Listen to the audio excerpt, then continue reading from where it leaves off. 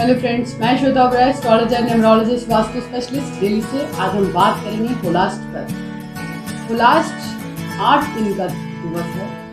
होली से 8 दिन पहले इन 8 दिनों में को हम होलास्ट कहते हैं। होलास्ट में कोई भी शुभ कार्य नहीं किया जाता। शादी, ब्याह, वाहन खरीदना, कोई नया एग्रीमेंट, कुछ नहीं किया जाता। कारण ये है कि इस 8 दिनों में प्रहलाद को हरि भक्ति छोड़कर अपने पिता हिरण्याकश्यप को अपना भगवान मानने की जिद में उन्होंने बहुत प्रताड़ित किया था। बहुत तरह की यातनाएं उनको दी गई, जिसके कारण इन 8 दिनों में सिर्फ हरि भक्ति, विष्णु जी का सहस्त्र नाम, गोपाल सहस्त्र नाम का ही विधान है कि आप इस 8 दिनों में विष्णु जी की पूजा करें, श्री हरि को याद करें, ताकि आपके कष्ट दूर हों। इन 8 दिनों में प्रहलाद को तरह तरह से यातनाएं दी गई और उसके बाद होली के दिन जब होलिका उन्हें अपनी गोद में लेकर बैठ गई और उसने सोचा कि प्रहलाद उसमें जल के भस्म हो जाएंगे, लेकिन उसमें होलिका भस्म हो गई। यानी कि एक अच्छाई पर बुराई की हार हुई और अच्छाई जीत गई, हरि भक्ति की जीत हुई।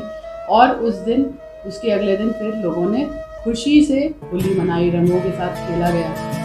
ये उसके पीछे एक कहानी है, जिसके कारण 8 दिन तक कोई भी शुभ कार्य नहीं होता। उसे होलास्ट लगना कहते हैं। इस बार 22 तारीख से 28 तारीख तक होलास्ट रहेगा और होलास्ट में सिर्फ प्रभु के, अपने इष्ट के आप स्मरण करेंगे, समर्पण करेंगे, अपनी भक्ति करेंगे। यही 8 दिन तक का मेन इशू रहता है। होली के दिन खास तौर पर हमें भगवान विष्णु की पूजा का विधान रहता है कि आप उनकी पूजा करें।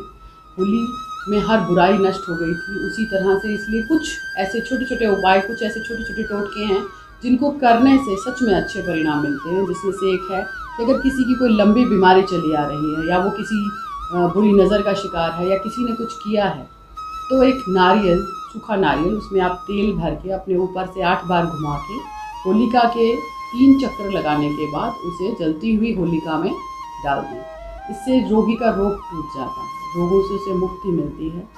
और अगर उसे कोई परेशानी भी है, नज़र भी लगी हुई है, तो वो भी उतर जाती है। होली को जल चढ़ाना, उसकी परिक्रमा करने का एक खास विधान है कि हम अपने 3 परिक्रमा करते हैं कि हम अपने बुरे कर्मों, अपने अंदर की बुराई को हम आपको समर्पित करते हैं ताकि वो भी उतर जाए। तो इसीलिए अगर कोई बच्चा बीमार चल रहा हो या आपको कोई ग्रह पीड़ा हो, तो गाय का गोबर के उपले कंडे गोल गोल बना के उसका हार बना के बच्चे को पहनाया जाता है और उसके बाद उसे होलिका में डाल दिया जाता है, जिससे उसकी बुरी नज़र, कोई उसको पढ़ाई में दिक्कत चल रही है या कोई हेल्थ इशू है, उससे उसको मुक्ति मिल जाए। ये कुछ ऐसे उपाय हैं कॉमन जो हर कोई कर सकता है। इसमें कोई राशि, कोई नक्षत्र कुछ भी देखने की ज़रूरत नहीं है। आपको अगर कोई परेशानी है इस तरह की, तो आप वो कर सकते हैं। इस तरह के छोटे छोटे उपाय से हमने बहुत लोगों को रिलीफ पाते हुए देखा है, जिससे उनके कष्ट दूर हुए। इसमें कुछ लोग गोमती चक्र डालते हैं जलती हुई होलिका में, कुछ लोग दिया जलाते हैं, रंग चढ़ाते हैं। बहुत सारी चीज़ें हैं जो आप कर सकते हैं, जो आप करना चाहें।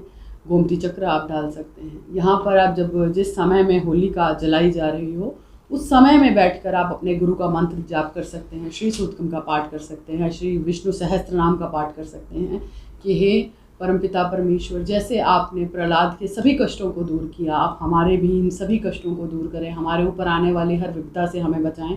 इस तरह की प्रार्थना आप उनसे कर सकते हैं, जिससे आपके आने वाले समय में आपके जो भी परेशानी है उससे आपको मुक्ति मिले। इसी के साथ एक और कहानी भी जुड़ी है कि जब शिव ने कामदेव को भस्म कर दिया था, तो इसी दिन उन्होंने रति से उन कामदेव को वापस करने का वचन भी दिया था।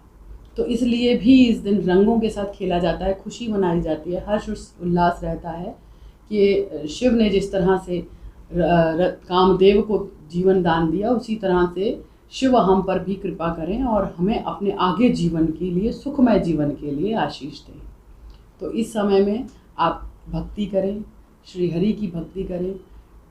प्रहलाद हिरण्याकश्यप की 5वीं संतान थे। जब वह होने वाले थे, तब इंद्र ने उनकी माँ का, कयादु का अपहरण कर लिया था और नारद जी ने उन्हें रोका था कि आप जिसका अपहरण कर रहे हैं उसके गर्भ से जो शिशु जन्म लेगा वो हिरण्यकश्यप के वध का कारण बनेगा। तो उन्होंने उसे नारद के आश्रम में छोड़ दिया था। नारद के आश्रम में गयाधु ने हरि भक्ति भी की और उसकी हरि भक्ति के कारण और ऐसी इन्वॉल्वमेंट मिलने के कारण प्रहलाद ने गर्भ में ही सारा ब्रह्मांड का ज्ञान हासिल कर लिया।